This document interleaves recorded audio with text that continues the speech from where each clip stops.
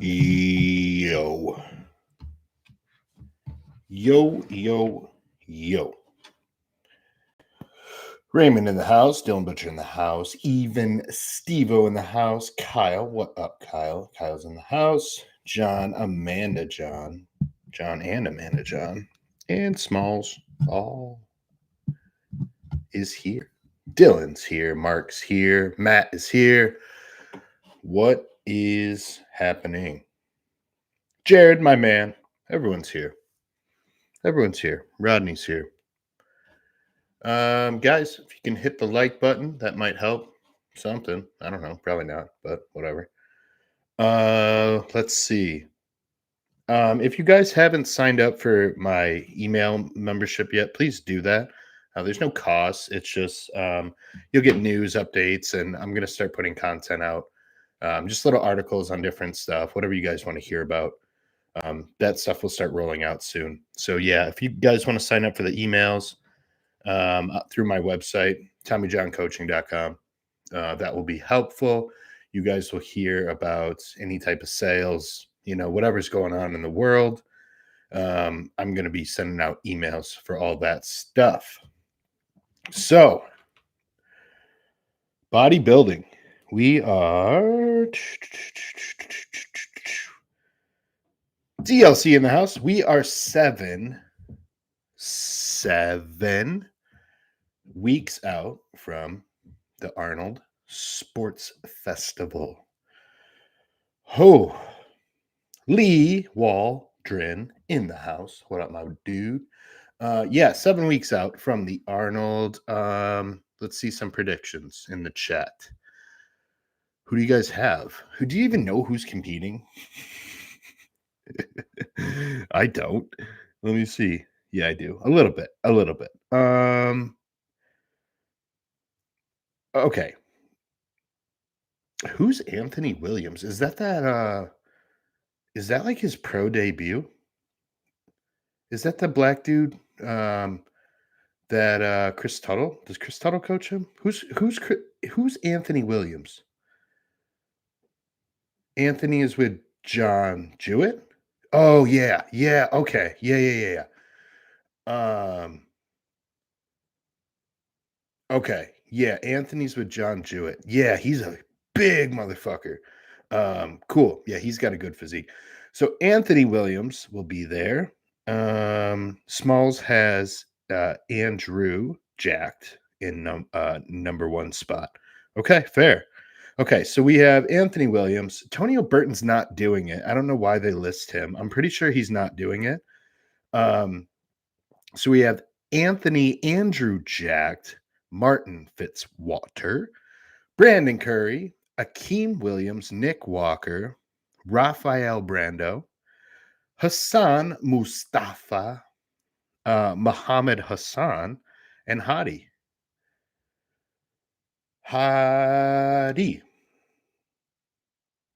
Yeah, John. Okay. Yeah. John always sends me nudes of Anthony Williams. Hey, dude, look at this guy's dick. It's weird, but whatever. Okay. Smalls, Nick, Martin, Hadi, then Rafa. Okay, fair. Matthew says, I think it will come down to Andrew and Nick. Okay. Raymond says Hadi or Andrew. Man, can you imagine? Yeah, well, Alex, yeah. Sam is competing. We'll talk about Classic in a second.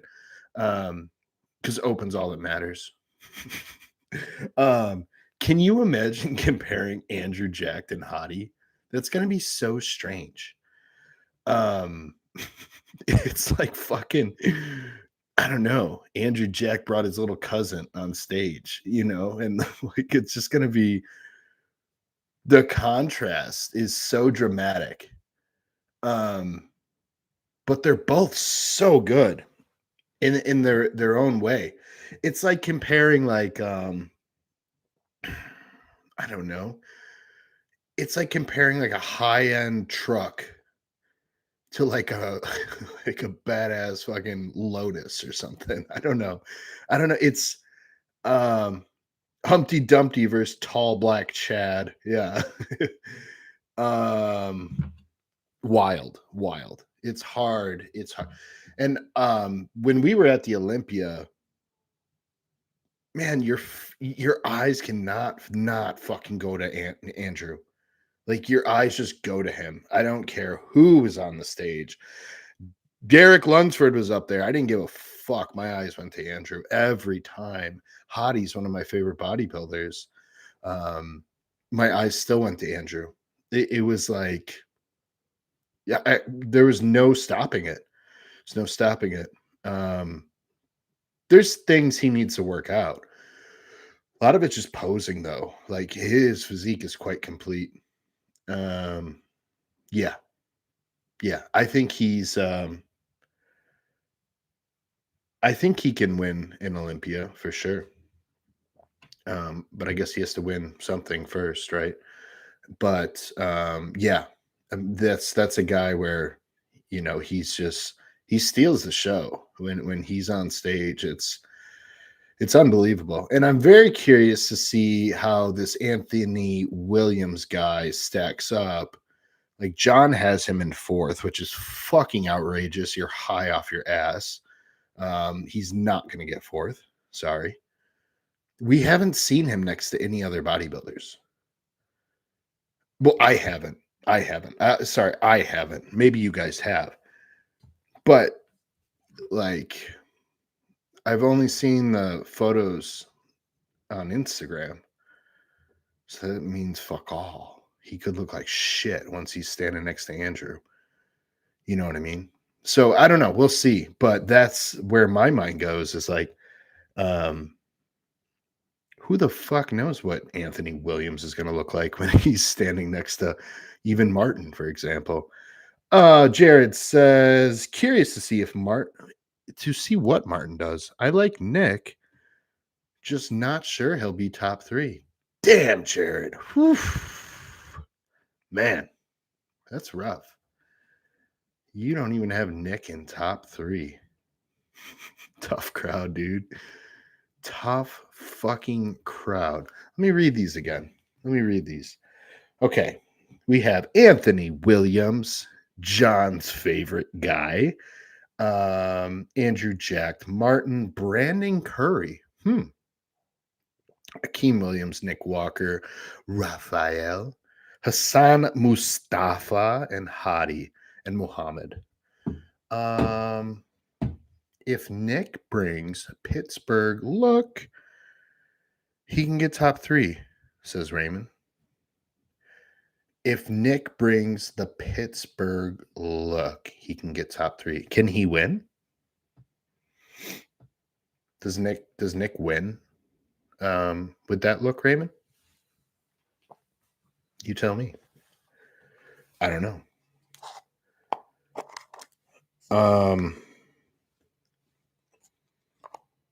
Yes, I can't say for sure, but it's possible. Yeah, nothing can be said for sure. I don't know. I don't know. It's a very strange lineup. I guess it always is now. Because like half these guys are like 5 foot fucking zero, 5 nothing. And now you have guys that are 6'2", 6'3". Yeah, like Anthony, like John's saying. Andrew Jack's tall as fuck. Very very hard lineup. Like I said, we just got to see them all standing next to each other. I always like to see what you guys predict because predictions are silly, but they're fun. Tom Givrin. I never knew how to say your last name. I always just called you the old Tom, and I'm the young, handsome one. Howdy, y'all, says Tom. Welcome, welcome. Mr. and Mrs. Blue Collar Bodybuilding in the house. I'm assuming that's Dave on that end. Jackie wants nothing to do with my Q&A lives. So welcome. John says Hassan is coming in fat as usual. Yeah, unless AJ peaks him. Otherwise, yeah, he's not going to be in shape. Love you. It's not happening. Love you, Hassan Mustafa. Small says 100% can win. I believe. Who are you talking about? Are you talking about Nick still? 100% can win. Best side shots, best back shots, debatable best MM, most muscular for you listeners. And he's not terrible in the front shots.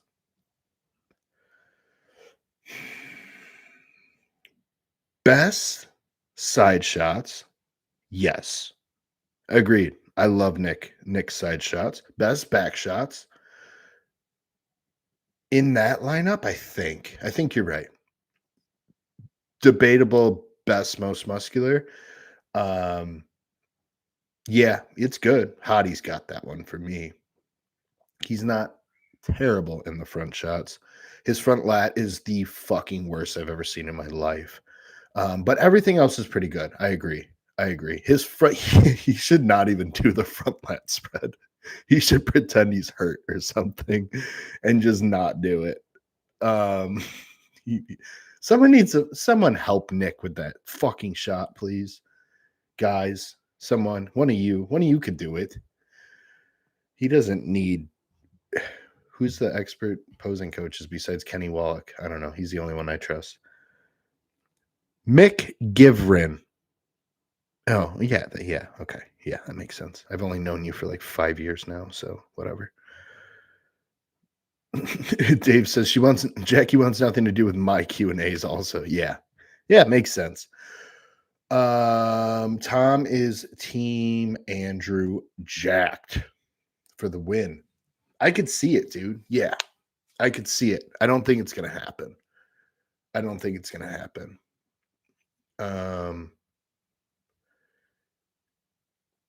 I haven't listed my predictions because a couple of reasons. One, I suck at them.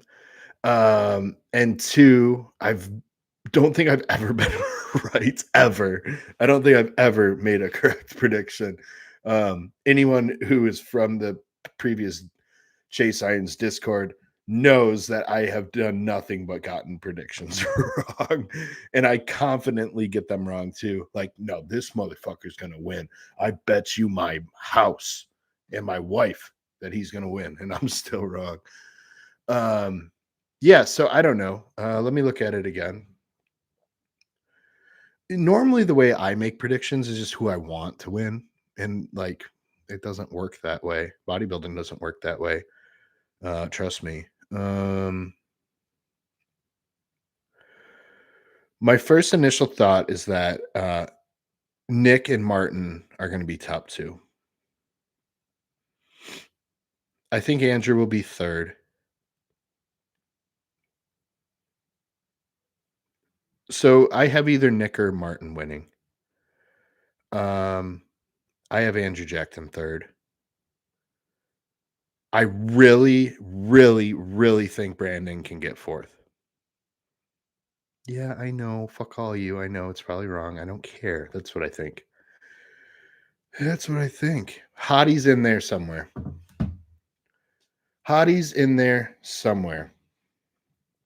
So Dylan says I'm either Martin or Andrew for the title. DLC says I want to see Nick take it home. Yeah, I really want to see Nick win. I'm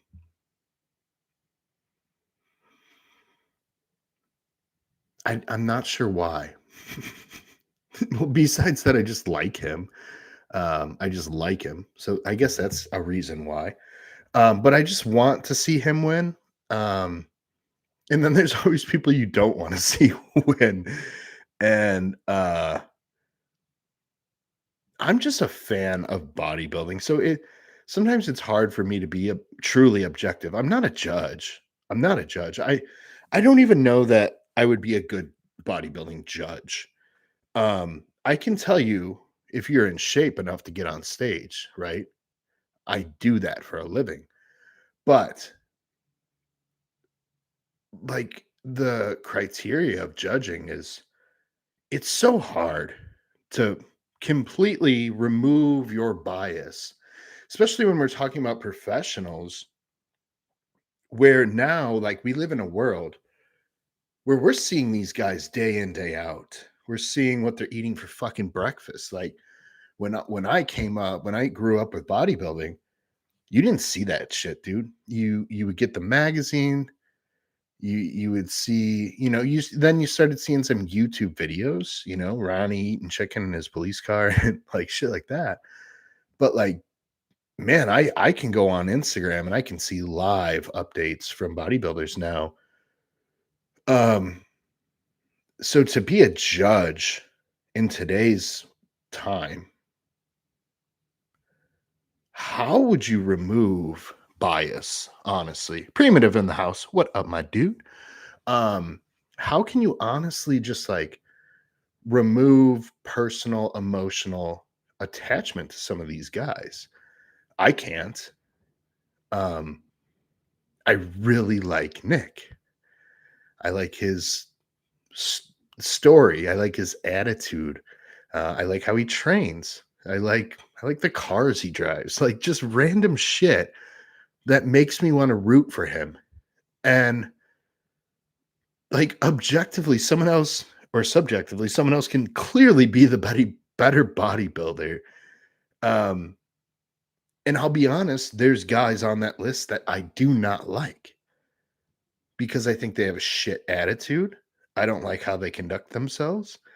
And that shouldn't matter when the sport, it's not a sport, it's stupid.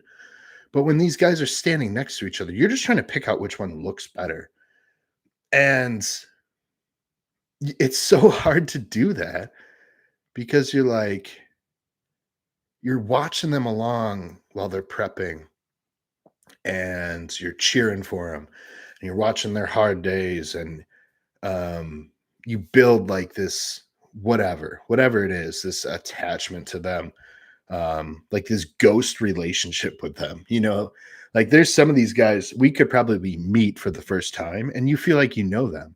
Obviously, you're a stranger to them, but you've been watching them from the outside world, and like you start to grow fond of some of these people. So long story short, to be a judge nowadays, even at the NPC level, that's hard, dude, to remove all bias, right? Imagine, like, as an extreme example, imagine, like, we'll start less extreme. Imagine you watch your friend coach compete, your friend or your coach or your cousin. You go watch them compete and they get third, fourth place. You're like, man, I had you in first the whole time. I know, but I wasn't. I truly wasn't because that judge that doesn't know me and maybe they're good at their job, they didn't think so. And generally, we think that way because there's an emotional attachment. So it'd be like this. Here's the extreme example. Let's say you have a partner that competes. Um, let's say your wife does bikini or something, right? You can have 800 bikini girls on stage, which there normally are, and your eyes are going to go to your wife. You'll see a few others that like are in great shape, they look good, they fit the division. Your eyes are still going to go to your wife. It's so hard to remove that part of your brain. I don't think it's possible. Um, but I do think that the judges that I think the judges are able to do it, and I think it's a trained skill. I don't know how they do it. For me, it's not possible. Um, Especially when I have a client in a show. I'm like, he's clearly the winner. He's clearly the one that's supposed to win. Um, so yeah, that's a trained skill. We will talk about classic. Let me first introduce my friend Scott Mize in the house. Why are you so jacked and lean? Asked Scott. Steroids. That's the actual only reason. Um, yeah, that's the reason. And peptides. So that's it. That's it, dude. That is all that's required in Tommy John coaching. No training, none of that. I don't got time for that. Steroids blessed by the Pope. Sure thing, man. Yes. That is how. That is how. That's the only way.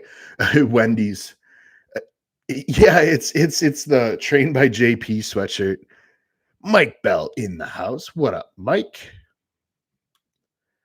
Um Raymond knows.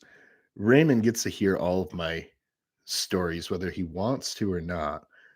Because generally we spend a lot of time commuting from places together. So there's a lot of background stories that Raymond gets to hear, which you guys will occasionally hear. But yeah, Wendy's was like in when I was powerlifting, Saturdays were always max effort lower day. So whether that's deadlift of whatever variation, deadlift off blocks, off the floor, sumo, conventional bands, chains, whatever the fuck we were doing that week. Or it was a good morning, top set of 3 to 5, sometimes singles, sometimes good morning singles. Hell yeah, I love that shit. Don't care if you guys like it or not. It's not bodybuilding. Not talking about bodybuilding here. And squats to a box, chains, bands, different bars, all the shit. Point is, the meal the night before, max effort lower, was always Wendy's. Ask my blood pressure. Go ahead, ask about that. My blood pressure monitor will tell you that I was eating Wendy's every Friday night. Wendy's and Super Draw. Good, good, good combination. Yeah. So, yep, Wendy's is how I stay jacked and lean, Scott Mize. Put it in your client's plans and watch magic happen.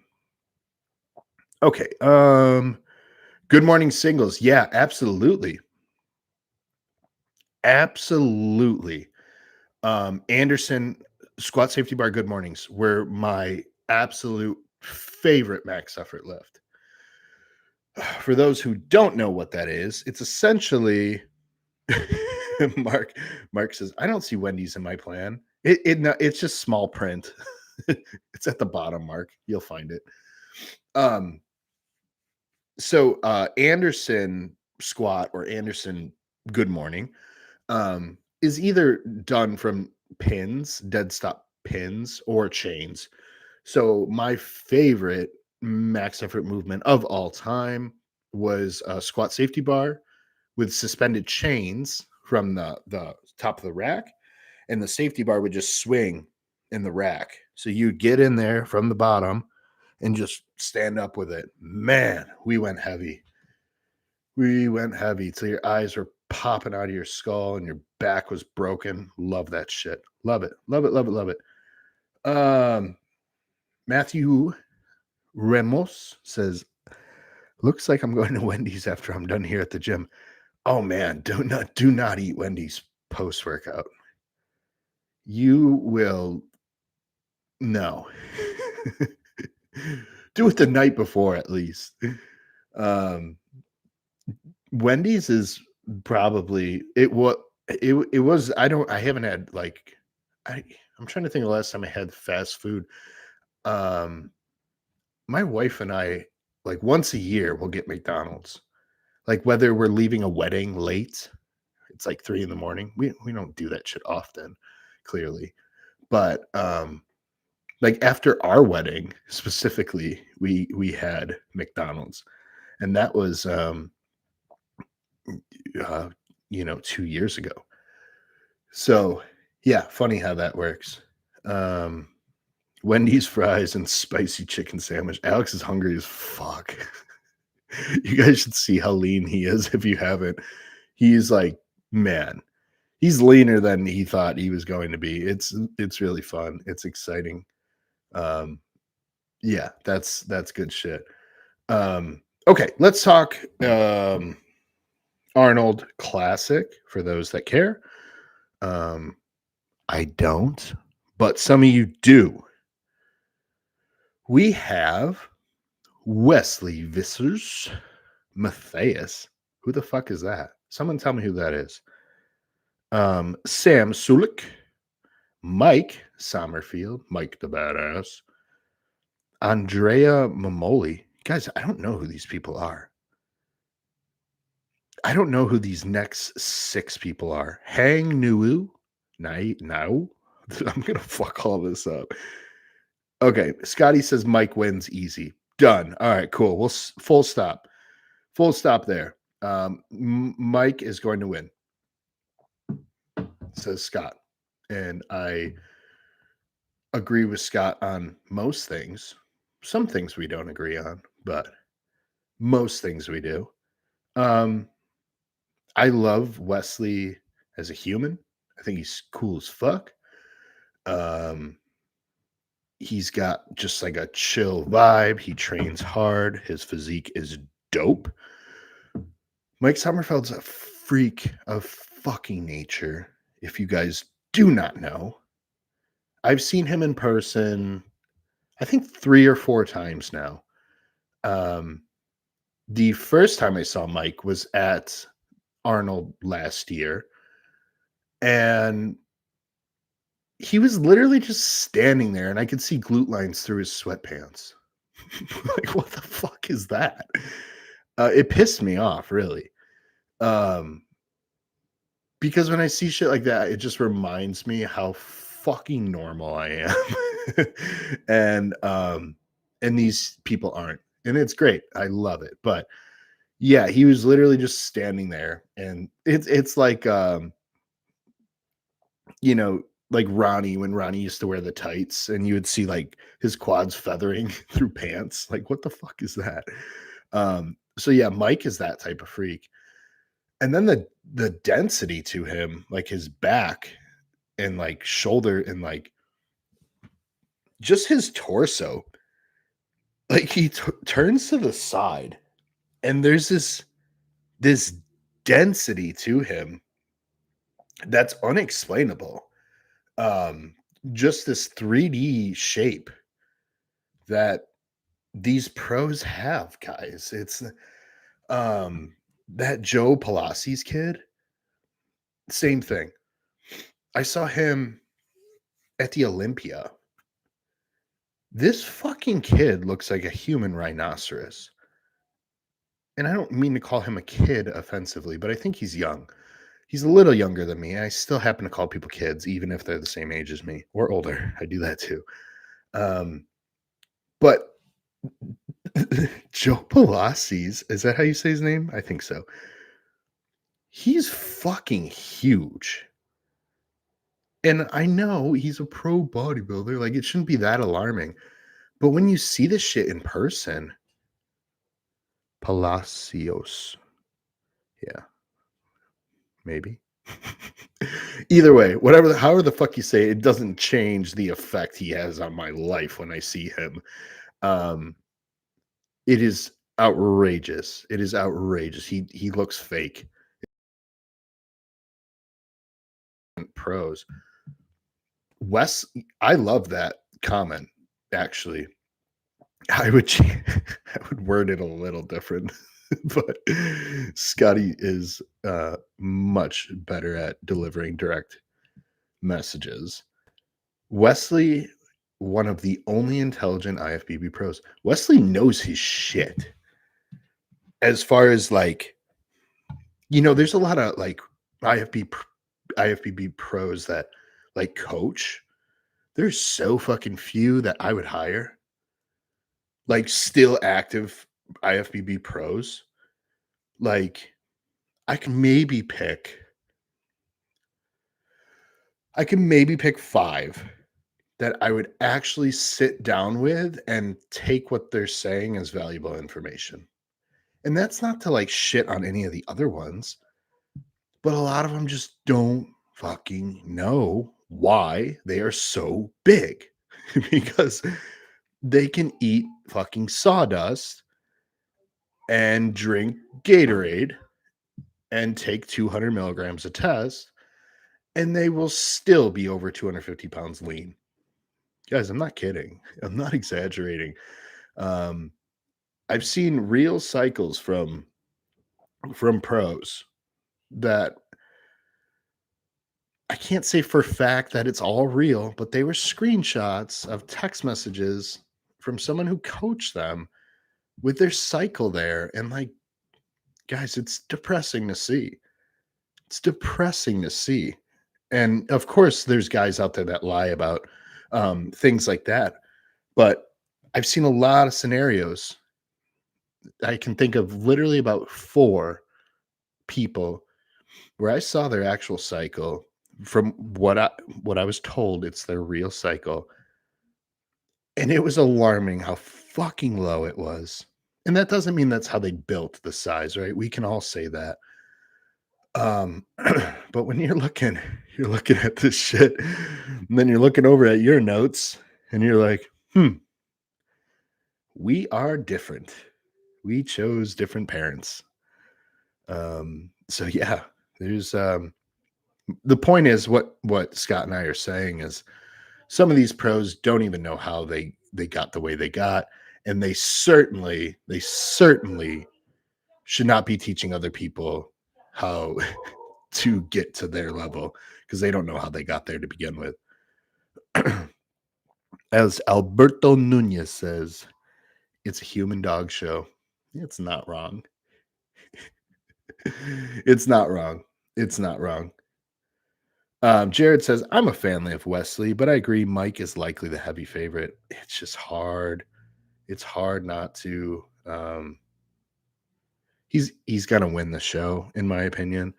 Especially specifically in that lineup. Curious how Sam will look, but um, there's a few of the other guys that will look great too.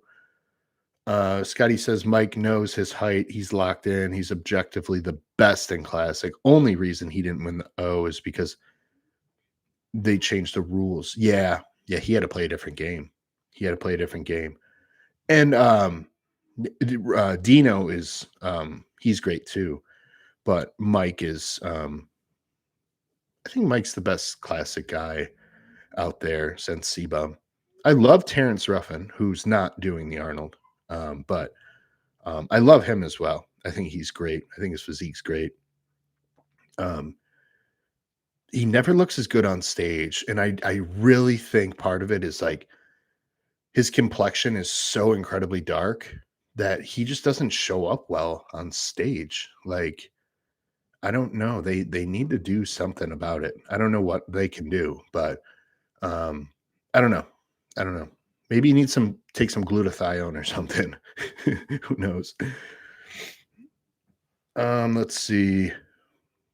David said Wesley's great. He doesn't compare.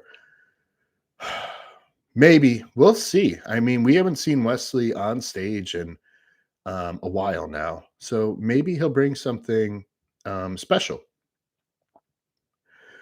Matt says Mike is going to win unless Visters can bring the same package. Yeah. Oh, yeah. If so, again, yeah, if he brings something relatively special, then there's a chance he can hang with Mike. Those two are hard to compare as well, just because of the stature is so different, very different shapes and stuff. What kind of questions do we have? That's the Arnold predictions, 7 weeks. Um, so that will be all good there. Today I trained my posterior day. Um, So that was started with inverse curls. Um, I actually started doing some glute bridge work. Um, did some pit shark RDLs and then some back movements. So it was a good day. The day's starting to get better. Last week I had a really, really bad posterior chain day. I couldn't feel my glutes at all. All I could feel was like tendons. So Danny and I are working on that. Um, but it felt better today. So Scott says Wesley has some of the worst posing I've seen. Yeah, I saw him in Detroit, he said. Yeah, I've never seen him in person. I don't think. I can't recall. No, I really don't think I have. Um, my only thing with Wesley is it's not that his legs are bad. They're just like they throw me off. I don't know if it's because of just how long like his femurs are or what.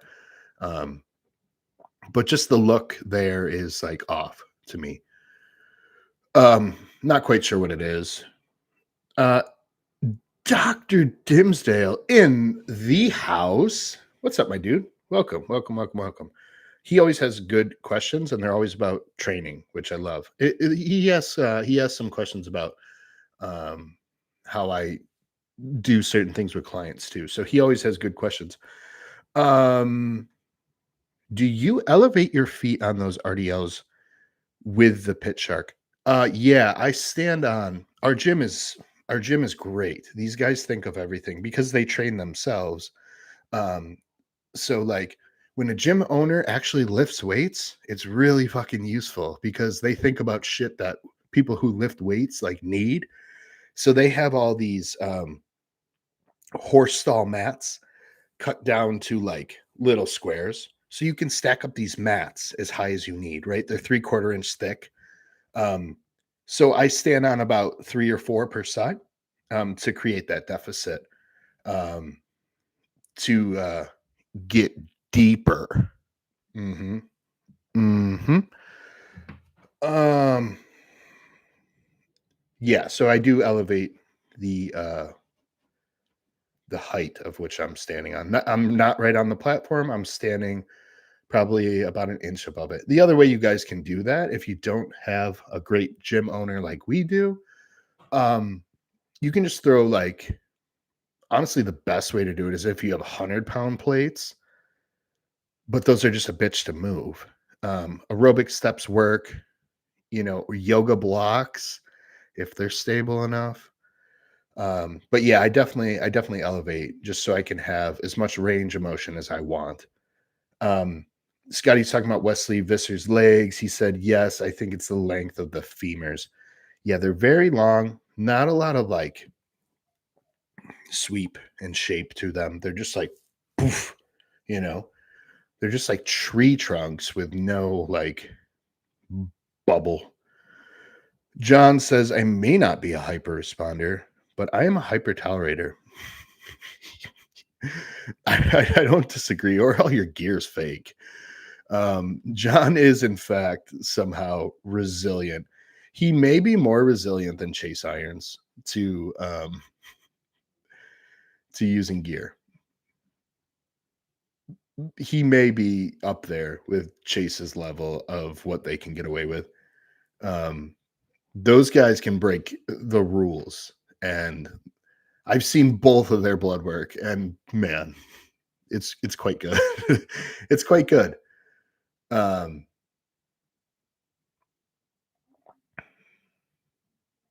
Dimsdale says, "Missed you, my friend. I miss you, dude. I'm glad that I'm able to get on here and do some of these."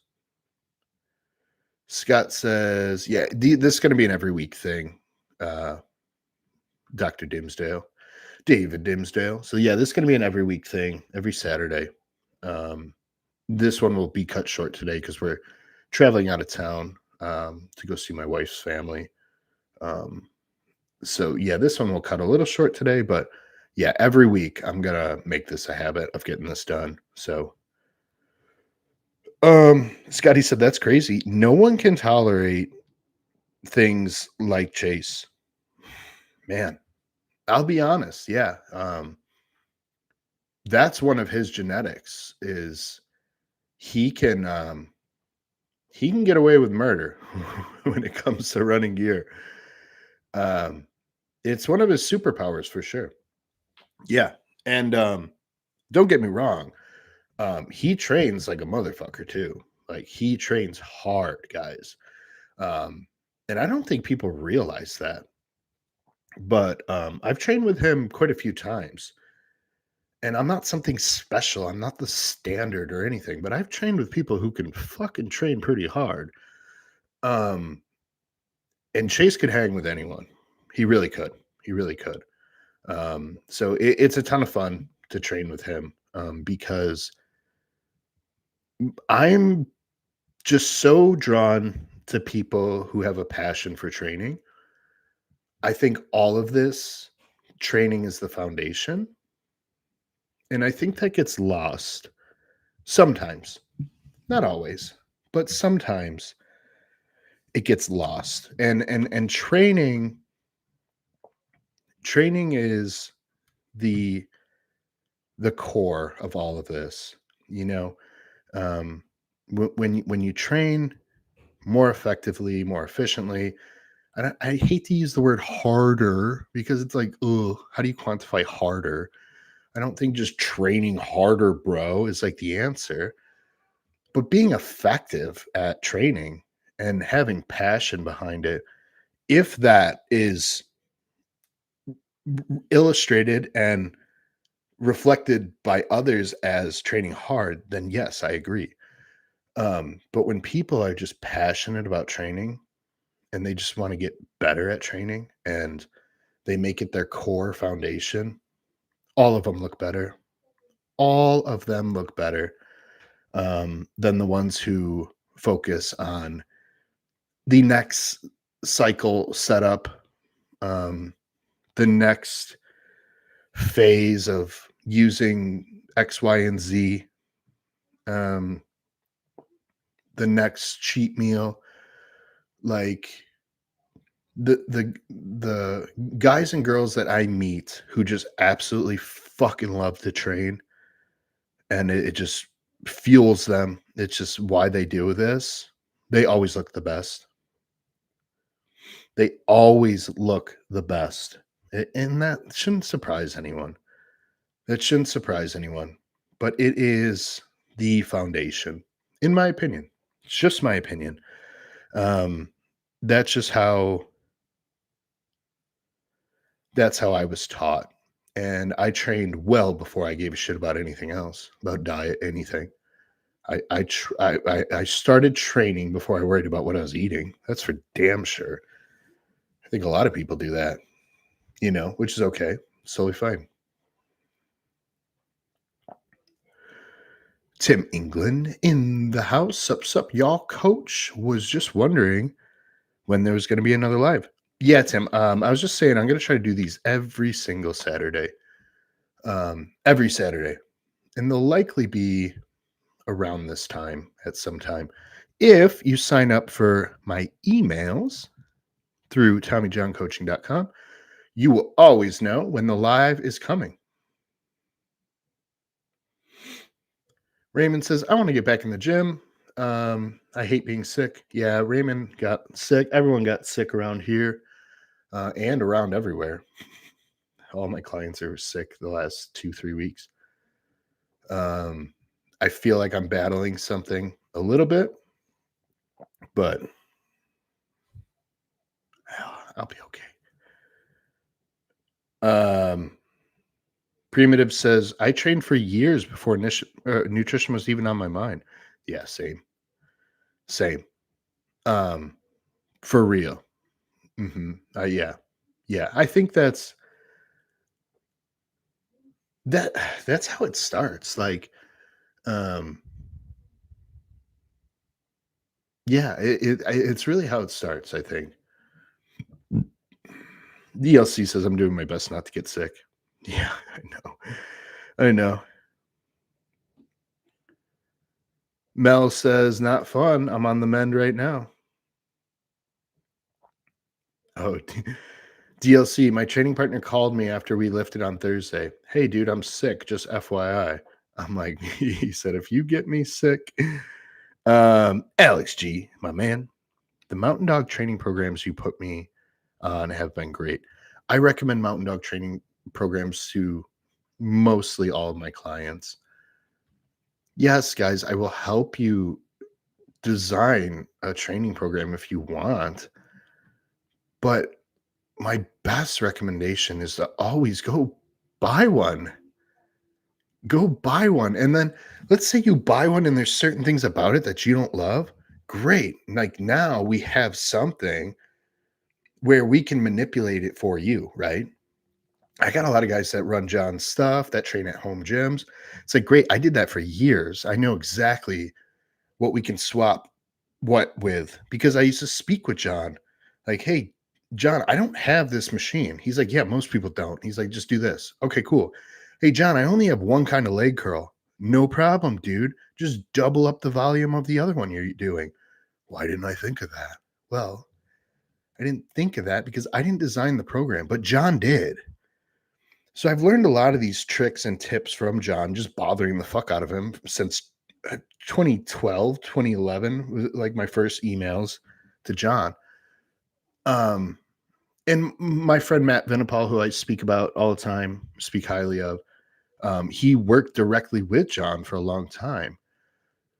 So he's a good resource for me. Like, hey, John's program X, Y, and Z says do this, and he's like, yeah, here's what I swapped it for.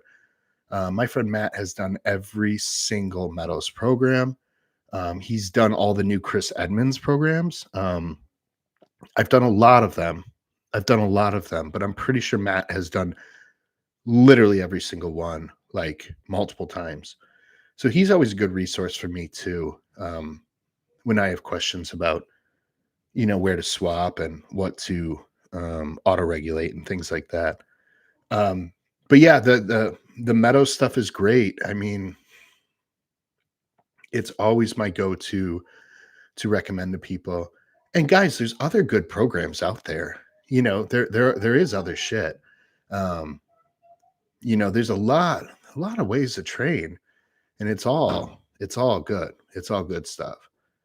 I've done programs from all sorts of different walks of life and different styles, and um, I think having a big toolbox is really important.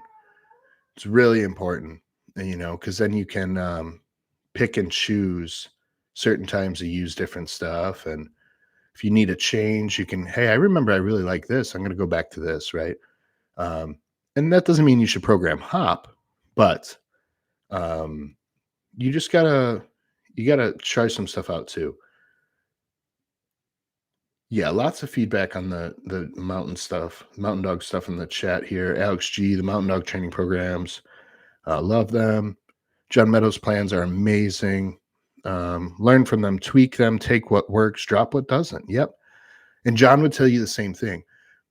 Because the way he explained it to me is he said, listen, I have to write a program that hundreds, thousands, tens of thousands, however many thousands of people that are going to use this program, it has to kind of fit all of them. Right. And that's hard to do. Um, so he's like, absolutely, people need to kind of modulate what works and what doesn't. So, guys, if there's a spider bar box squat in one of John's programs, he would be okay if you went to the hack squat machine. He would be okay because why? Well, you're doing a squat pattern that resembles somewhat of what he's trying to get at there. If there was a squat movement in the John Meadows program and he said, work up to a top set of 8, it's like, well, John, I can't squat, I can't use a straight bar. It's all my gym has. It fucks up my shoulders, blah, blah, blah. You got a hack squat? Yeah. Okay, use that. You got a pendulum squat? Yeah. Okay, use that. Which one do you like? I like the hack squat more. Okay, great. Use that one. Like, you can even, man, I've come across, I've been in certain gyms, whether I'm traveling or whatever, And if I'm running a Meadows program and it calls for something like a squat, and there's no hack squat, there's no squat rack, but they have like one of those plate selectorized leg presses. That's the closest thing to a compound barbell squat I'm going to get to. No, I'm not going to pick a leg extension instead of a barbell squat. Um, if they didn't have that leg press machine, guys, I would do like a dumbbell goblet squat. It's just you want to try to get close to what his goal was with the program, you know. So I wouldn't do 20-pound leg extensions when he had programmed a top set of 5 barbell squat. Because you're gonna miss the mark there. But there's a lot of things you can swap out that still make sense, right?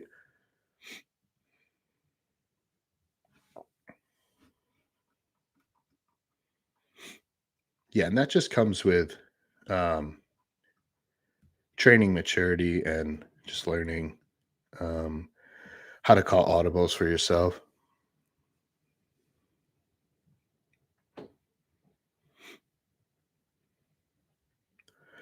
Mark says, I've been really trying to focus on feeling and using the targeted muscles and cues. I have noticed growth from it. Yep, it's always a good thing. Um, Mike Bell, John definitely knew his shit. Yeah, that's an understatement.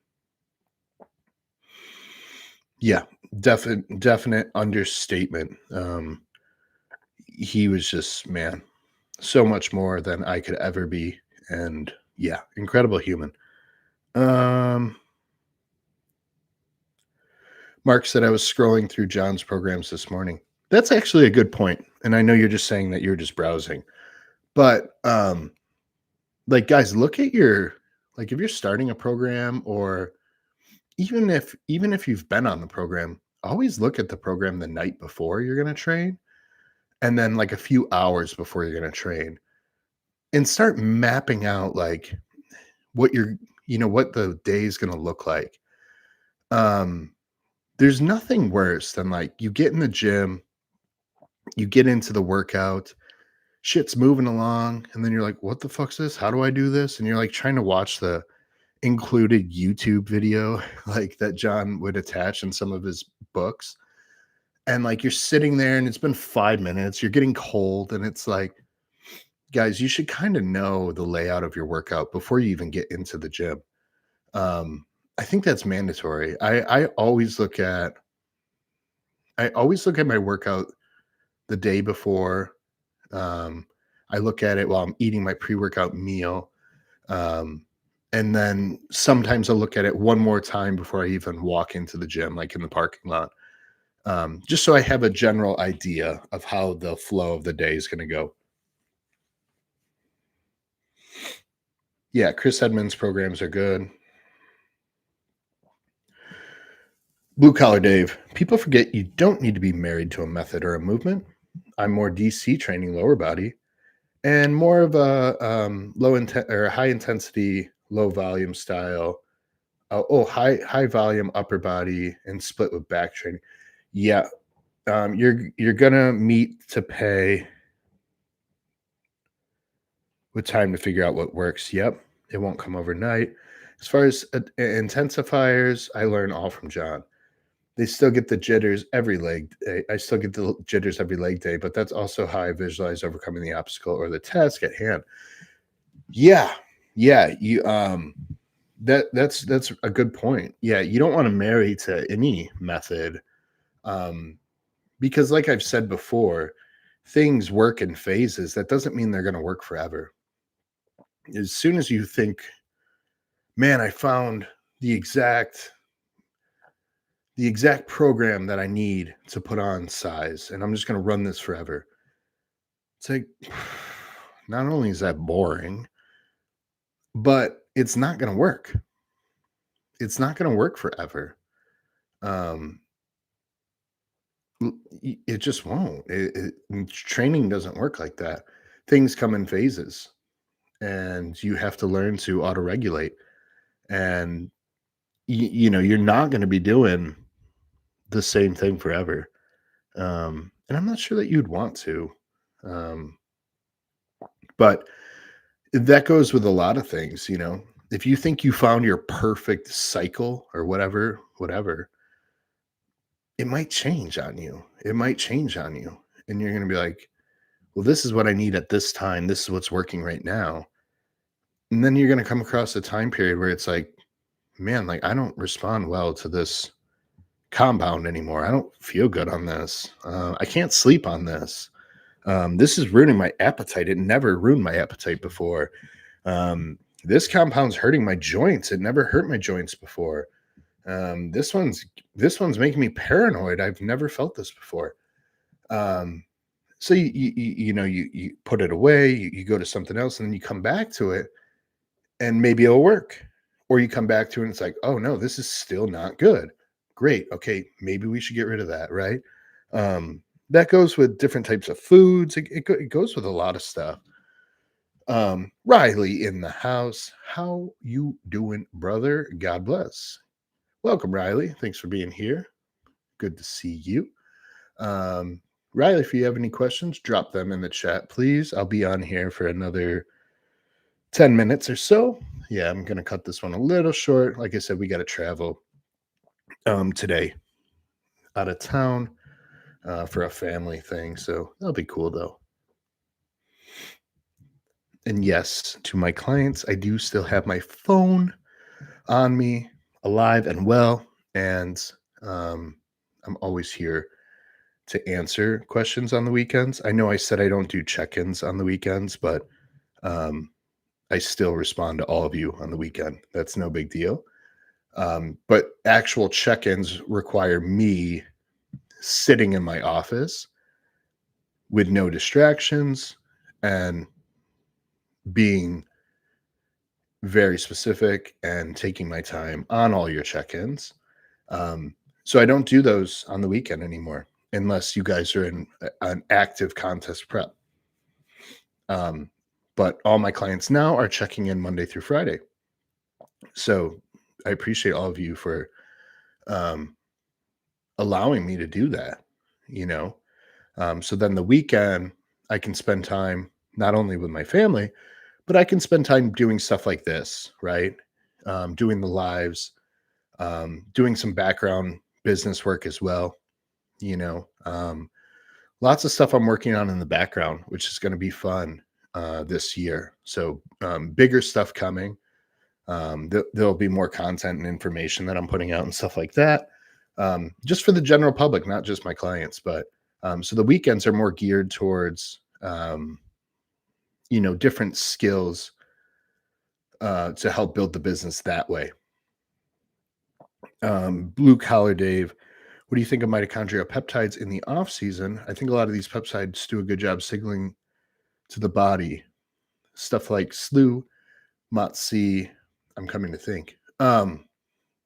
Yeah, I think you need less of them in the off season, but it depends what point of the off season too. He says signal AMPK production too much. You can blunt mTOR. Yeah. I'm starting to steer people away from mitochondrial peptides in the off season. What are your thoughts? Yeah, I agree. Where they're really good. This is just my opinion, right, guys? I'm not a scientist. I'm not going to fucking pretend to be. I'm not a doctor, certainly not a doctor, and will never pretend to be.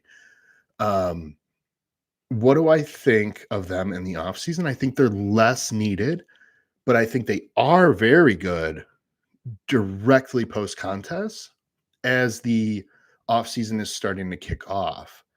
They're very good at helping recover blood work in a hurry, rebuilding that mitochondria that was potentially damaged during a harsh contest prep, bringing back just the feeling of feeling human and functioning normal. I think that's all good stuff. Very good at bringing down, CRPs, whatever you fucked up during prep. The peptides are quite good at helping restore quote unquote health. In the off season, we can get mitochondrial health through food. Where they are a benefit is some of them obviously will help with insulin sensitivity, but if you did all your things correct, you should be insulin sensitive already. Now, deep in a peak off season, you might lose some of that, right? But yeah, I don't think you need to blast SLU and MOTS-c and SS31. I don't think you just need to run that all off season, but I do think strategically they can be quite effective at different parts of the off season for sure. But yeah, it's not something I would just continuously run. The ones that I would, let's go that route. KPV, I think can stay in year round. I think that's one. Um, for me personally, that's one that I keep in a lot.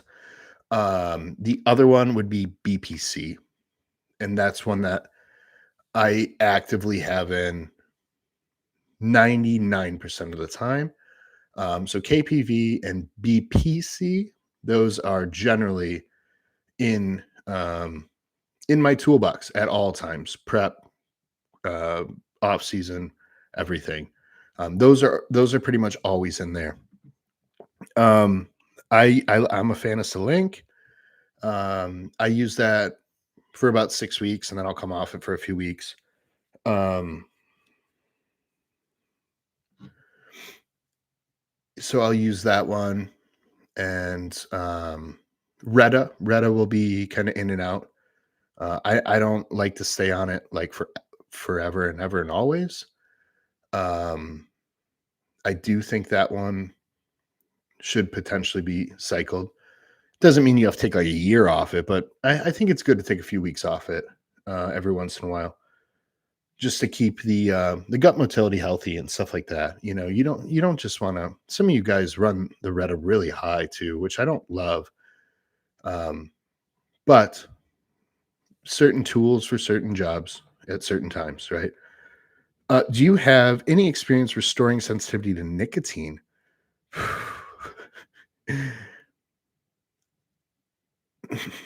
Let me know when you figure that out, Dimsdale. Um, yeah, the best way to do it, obviously, is to lower the frequency that you're using it. That's going to be the best way to restore sensitivity to nicotine. Some of these peptides could potentially help actually restore sensitivity to nicotine. Um, guys, there's so many things and variables we can talk about when it comes to like, NAD plus, glutathione. Like, when are these things in and out? There's so many things to consider. Um, let's see. But yeah, as far as like restoring sensitivity to anything, and take anything with a grain of salt, because I hate speaking in absolutes, but for the most part, to restore sensitivity to something, you have to remove it. You know what I mean? Um, yeah, that's kind of that's kind of the best method. Like, hey, this fucking thing's not working anymore. I know I'm gonna stop using it and come back to it. And now all of a sudden it's working again. That's my best advice. And it's unfortunate that nicotine is quite effective at what it does, and it's extremely addictive, and I'm extremely addicted to it. But yeah, that's the way to do it. Um, Riley says, I think like anything else we run, yeah, when you run shit 24/7, you'll get a diminished effect. The joint stuff, anti-inflammatory stuff are the only ones that have merit for constant use. Yeah, man, the KPV, it's just really, I've noticed good benefits from it for myself. Same with the BPC. Again, those are things that I keep in all the time. Growth hormone, I pretty much keep in all the time. There are times where I will like slightly pull back on the dose, like depending on what food is doing and blood pressure and stuff like that. Like, y- you know, I change it to I use here and there, up and down here and there as needed, as I see fit. Um, but like Selink, C-Max, like all those, like we'll call them exotic ones. Um, that's something that I do modulate and cycle. Um, 5 amino, SS31. Those aren't ones that I just stay on year round. Um, I'm sure there's arguments that you could. I just don't love it. And I just don't love the preparation, especially when you're running a decent dose of like 5 amino. Like there was one point I was running like quite a bit and I was preparing like 3, 4 different bottles of shit a day, mixing, reconstituting all your stuff. And I'm a guy that doesn't like to keep my stuff reconstituted for longer than I absolutely need to, because I do think it loses potency when it sits in your backwater for too long, you know. Um, so that's something to keep in mind too. Like melanotan, like shit like that, I don't give a fuck about. That shit can sit in my fridge for 6 years and I'll still use it when I need to. But um, Alex G, thoughts on injectable YK11? There's been some hype around it. I don't fall for any hype, um, but I've heard of people using that one. I just think there's so many other things that I would use before that. Honestly, there's honestly so many other things that I would choose before YK11. I don't think I would ever purchase it ever, ever. And I don't speak in absolutes. That's one I can never see myself purchasing. You can't convince me otherwise. You can't convince me that that does something that something else doesn't do better, that I would be much more comfortable using, that has been used for decades and decades and decades and decades, literally proven for decades, right? Small says, bro, you don't want to have massive uncoupling to the point where you can eat 1,500 carbs a day so you can flex how much you're eating. It's so true. It's so funny. Um, YouTube browse upload. What up, my dude? Nice to see you back, Tommy. Welcome, welcome. Happy New Year. Happy New Year to you. How's things looking? You were looking full and lean on Instagram today. Man, I feel great. Feel good.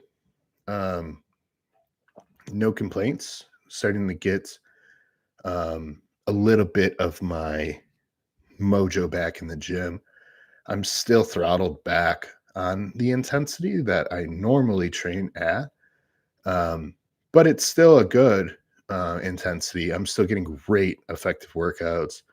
Not sandbagging, but there's a few other gears in there that I will be looking forward to diving into as the body has a little more cushion in the joints and the leverages change a little bit. Things will get very exciting once I start ramping things up.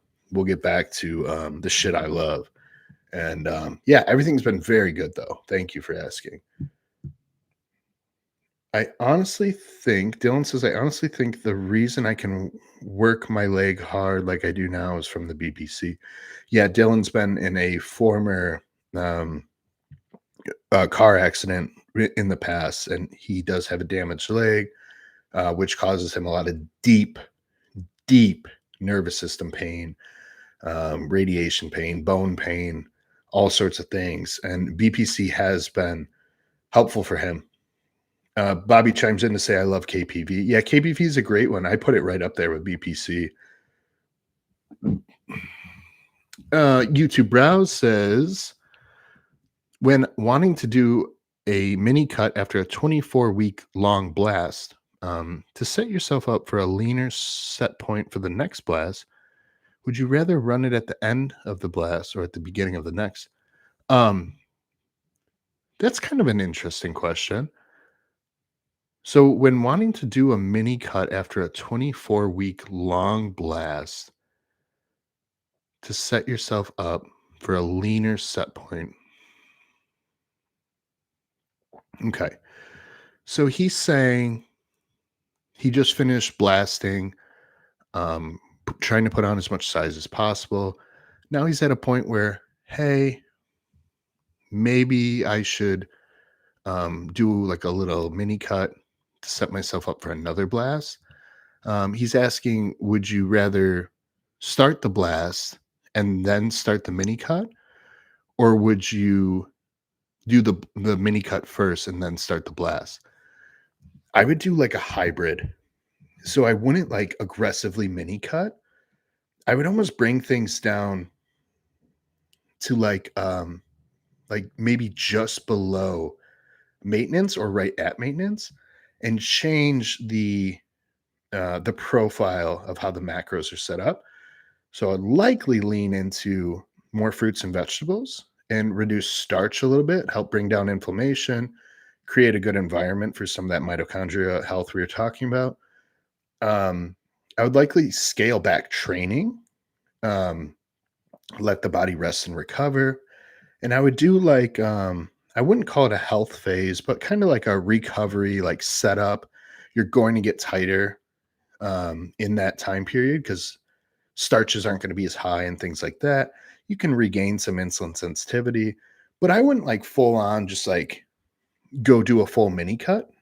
Um, if you're so fat that you feel like you need like a decent mini cut, at that point, I would just do a full cut, you know, I would just start a cutting cycle. Um, but yeah, like a small little cleanup phase. Sometimes that just requires pulling back on training, increasing the fruits and vegetables, reducing some of the starches, you know, and leaning into how your macros are set up differently. Maybe spend that time getting in a lot of good EFAs, you know, a lot of essential fats. Make sure blood work looks really good. Um, Take the time to correct whatever you need to on the blood work. So a lot of times that requires pulling back some food, pushing some of the health supplements, changing the health supplements up, maybe leaning into some of these peptides we were talking about. So yeah, I wouldn't necessarily. It's never a great thing to like come off all your gear and lower food down to nothing at the same time. Like I just don't love that. I'd rather stay on like something modest, clean things up, and then go ahead and push again if you're in a position where you can push again. Otherwise, I would just fuck all that. Now we're going to hold this. You do the 24-week blast. We're just going to hold right here and maintain it, maybe make it look a little bit better, harden it up. And then we're either going to do a full contest prep or mock prep, like a deep cut, or we're going to go ahead and push again. So yeah, I would probably do something like a hybrid. Bloods look good. Are you ready to blast without a health phase or a long cruise? Is what he's asking. Muscle preservation, considering bloods look good.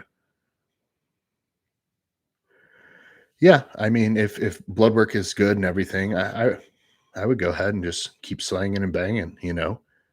Um, Mark said I noticed after pulling Retta that fasted BG has actually come down. No, that can happen. That can happen. Fasted BG is a hard number to rely too heavily on.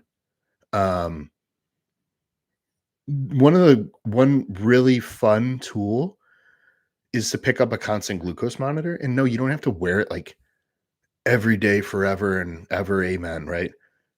But like just do like a wear it for a month and just kind of track things, track how foods respond, track what it's doing at night, you know, the dawn effect, things like that. Look out for stuff like that. And then you don't have to wear it, you know, all the time. But every once in a while, I throw on a constant glucose monitor like once or twice a year and just take notes and just kind of see what different foods are doing and things like that. So that can be useful. Um, so keep that in mind. Fasted PG is not everything. It's just it's something you want to not not give a fuck about, but it's not the it's not the whole picture. Bobby said Vigorous Steve is talking about YK11. Yeah, I don't watch any of Steve's stuff. It's no offense to him. It's just not my world. None of his information pertains to me. I just I think he's cool. I think he's great. He's wicked fucking intelligent. I just don't consume any of his content, and it's no offense to him. I just not interested in any of that. DLC says, "Oh, that makes more sense." YouTube upload. How aggressive would you get with the PEDs during the mini cut? I wouldn't. I wouldn't get aggressive with anything during a mini cut, just because it's not meant to be. Um, Considering you want to have some leverage for the blast. Damn it! Plan was to aggressively mini cut. Not that fat, but not that I'm fat, but I always want to get leaner. Yeah, I think you want to ride the phase to the end that you're in, and like these like halfway phases, you're not really doing anything. You're you're half-assing a phase, right? Like I'm kind of gonna push and try to grow muscle, or I'm kind of gonna cut. It's like no, if the phase ran its course, it's time to switch gears. There are points like holding points are okay. So like after a long blast, if you just want to go into what people would call a health phase, where you're kind of just like trying to have the body chill, you're not slamming it with gear, you're correcting blood work, you're just kind of chilling and maintaining the new muscle that you put on. That's cool. And then maintain that for a little bit, start setting yourself up for a hard diet again. Um, and then just get down and dirty and do a real fucking diet and get super lean again. Start the process over. That's how I look at it. For lifestyle guys, it's hard to um, be phasic in that way because competitors, we generally pick out shows and that gives us our timeline. But the lifestyle guys should be doing it too. So like with my lifestyle guys, okay, we're gonna cut really fucking hard. We're gonna get you super, super lean. Probably like what 6 weeks out would be for a contest, 5, 6 weeks out. We're gonna get you to that point. Then we're gonna push you up until the body doesn't want to push up anymore. Then we're probably gonna hold that, clean it up, see what we can do, recomp a little bit. And then sometimes we'll push a little harder again. Most of the time, we're going to dig into another hard cut. So I think one hard cut. I can't put an exact timeline on it, but I would say every 12 to 18 months um, would probably be a good like fucking cookie cutter timeline, right? Getting really, really lean at least once a year. It's probably a good idea, not just for look and body composition, but like general health. Because when you get really lean, the cardio, there's less inflammation from food, less inflammation from high gear, high food, high training. High gear, high food, high training is the worst thing for our health. It's the best thing for growing. So you got to be careful how long you run those phases. Riley says, my knees have been wrecked since my show. Seems like anything besides the leg press and the Rogers squat are a no-go. You got any common things you see causing knee pain? Yeah. It's generally the execution of movements. People are just going way, way too heavy on everything. And they're dive bombing shit. The hack squat. I see impressive hack squats out there. What's not impressive to me is the way guys are performing them. Like they'll pretend like they're going slow and getting an eccentric. And then you just see them loosen up in the bottom and they load their hips and knees and they just slam out of the bottom and rebound. It's like, guys, that's cool for powerlifting. Like you want to get the rebound in powerlifting. In bodybuilding, you don't. So like it should be active tension on the muscle and then a squeeze or even a controlled concentric out of the bottom. So Riley, do you have any common things you see causing knee pain? Yeah, execution is the number one issue I see causing knee pain. The other one is just muscles that aren't firing that should be. So the glutes for most people are really lazy and they're not helping out a lot. Um, over things are taking over, right? And um, you're compensating somewhere. That's a lot of the other common reason. So one thing I would do is make sure you're doing like some really hamstring focused leg curls before your main squatting. Really pump a ton of blood in the hamstrings and wake the glutes up. So do some glute activation stuff. A lot of the times this fixes a lot of that knee pain for people because the glutes are just being lazy, and the hamstrings are tight and they're not helping out. So filling up the hamstring with blood, it gives you kind of a cushion, get some fluid moving in the knee, and then waking up the glutes can really help. One thing to think about when you are squatting is how much foot pressure you're using and where the foot pressure is.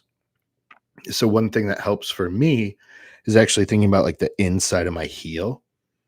And when I focus on really just applying foot pressure to my inside heel, you can do it right now and you'll feel your quad fire. You'll probably even feel your glute. So I would just kind of focus on where you're putting pressure on the foot. Um, and yeah, probably reducing the load, especially for you. You're a very strong guy. Um, so I think that would be a huge benefit to you as well, is number one, just starting to reduce the load and finding ways to make the movement harder without just increasing load. This is one thing I've been working on with Raymond a lot, and myself. But Raymond came to me. I've never trained with him before, and there was just a lot of stuff where he was just muscle fucking everything. It's like, dude, you didn't even use the intended muscle. Um, you know what I mean? And that's not a shot at him because he trains very hard. The problem is we want to train effective and hard, right? Um, YouTube says, let's say you finish your blast at 2,200 milligrams and 10 IUs of GH, 7,000 calories. Okay. 30 minutes cardio, eating lots of greens and veggies already. Macros are about 1,200 carbs, 440 protein, 50 fat, cookie cutter timeline. I think that term reminds me of Big Lenny. I'm not familiar with, I don't watch any of like Dave, what's his name? Palumbo. I don't watch any of the Palumbo stuff. I live in my own little bubble. Dad Strength Daily. What up, my dude? Question. Chase Irons Forum. Many people seem to like John Meadows' programs, but are also your clients, I think. Do you use those programs? I've been looking at the Baby Groot. Yeah, man, we all love John, whether it's Chase Irons Forum, whether it's anyone that's been in this game for a little bit of time. John Meadows was a lot of our foundation. Chase and I both kind of grew up with some of John Meadows' stuff. Stan Efferding was a big influence on us. Um, we're all big fans of John, and that's for a reason. And no, it's not just my clients, man. I mean, there's I'd be hard pressed to find someone that speaks poorly of John. I really would. Um, so yeah, I've been looking into Baby Groot. Yeah, yeah, it's a fine program to start with. It's a fine program to start with. Dude, just watch his YouTube channel, man. Go back through his old videos. Watch all of his shit, man. Oh my God. There's so much good stuff in there that I revisit it all the time. I'm still a member on his website. Lots of content on there. I can't speak highly enough of him, you know. And don't get me wrong, I have an amazing coach. AJ Sims is he takes care of me very well. He's incredibly intelligent. He's John influence as well. He learned a lot from John. He learned a lot from a lot of different people. So he's a good combination of everyone. And then Danny LaMartina actually writes my training. And the reason Danny does my training instead of AJ is just because I had little nagging injuries from powerlifting that I needed someone to always have an eye on. And I don't pay AJ to hold my hand like that. AJ's goal for me, here's your plan, follow this plan, eat this food, at this time, etc. That's where I need him. Danny needs to watch every single one of my training videos, every single movement I'm doing, and she's going to break it down. And if I were to ask AJ to do that, one, he doesn't have the time to do that. And two, I am not paying him enough money to do that. So I pay someone else to take care of that for me, right? So the thing is, I can call a plumber over to fix what I need plumbing wise. And the guy might know a little bit about my furnace, but he doesn't have the time to fuck with my furnace. He's here to take care of the plumbing. I need to call a furnace guy out to take care of my furnace. So that's why I have two different coaches, right? This person, I need you just to focus on this thing, specialize in this thing, and guide me, right? AJ, I need you to focus on this stuff, guide me here. And that does not mean that AJ couldn't help me with training. I want more detail and specified for my exact condition, my body, the way it's shaped, everything like that. Everything Danny specializes in. That's why I pay her to do that. So AJ's programs are great. I've run several of them. I love the training. It's not much different than a lot of the shit Danny does. But the thing is, I get a weekly check-in from Danny where she literally watches every single one of my training videos. Guys, I send her by the end of the week, I probably send her 3-4 hours worth of training videos. She watches every single movement that I need her to watch, and she gives me feedback on that. I can't ask AJ to do that. I would not feel comfortable, and I do not pay him enough money to do that. So yeah, I don't run John Meadows programs, but Danny and I are both heavily John Meadows influenced. So my programs have a lot of John Meadows stuff in it. Promise. Promise. Love it. Love it. Raymond says, Tommy fixing me up. Love you, bro. Love you, dude. It's been a lot of fun. Talk about my RDL form. I don't have time to talk about your RDL form. Such a good human. Yeah, John Meadows, man. Absolutely. John is great. We support him on the forum. Yep. Riley says, AJ's the man. Truly eye-opening working with him. Yeah. Yeah. Good stuff from AJ. He's a great dude. YouTube says thoughts on Chris Edmonds. He's supposedly taken over the website and runs it. Yeah, Chris Edmonds is essentially the owner of the Mountain Dog website now, him and John's wife. Chris Edmonds is great, dude. He's absolutely wonderful. I think he's a good coach. I think he's a good person. I think he's a good father. I think he's a good husband. Man, I've messaged him on Instagram and he answers questions. If I have questions, he always gives me the time of day. Even if I just send a comment like, "Hey, dude, that meal looks great," he'll say thanks. Like he's just a normal dude, man. He's a wonderful person. If you guys are wondering who Chris Edmonds is, he has a YouTube channel. His Chris Edmonds TV or whatever his channel's called. Chris is spelled Chris. You'll be able to find him if you spell his name correctly. So just so you guys know, Chris, Chris Edmonds. It's C Edmonds on Instagram. But yeah, he's a great dude. Great. And yeah, he essentially runs the Mountain Dog website now. He's considered the lead coach for Mountain Dog.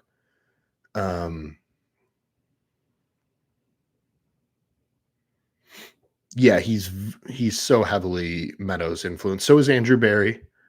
I'm a huge fan of Andrew Barry. Very Meadows influence. All those guys are. Phil Viz has a lot of Meadows influence. Some guys don't love Phil Viz. I think he's good. I do. I think he's nicer than people realize. Just because people see like a clip or something and they assume he's an asshole, but he's actually a good guy and he knows his shit. So yeah, lots of anyone that mentions John Meadows, I tend to listen to them. I don't know. I don't know. I just that's one of my things. So, guys, I'm gonna log off here. Like I said, we got to travel today. I got to get my meals together, and my phone is on. If you guys need anything, TommyJohnCoaching.com. Sign up for the email, guys. We're gonna be sending out more emails here and there about information, news coming up. Um, ChaseIronsForum.com. You guys need to be over there. Get in that community. Resources for all sorts of different stuff. Great stuff over there. So thank you guys for joining. This is a lot of fun. We're going to do these every Saturday. And if you sign up for the email, you will get notifications. Follow me on Instagram, Tommy John Coaching. And love all you guys. Thank you.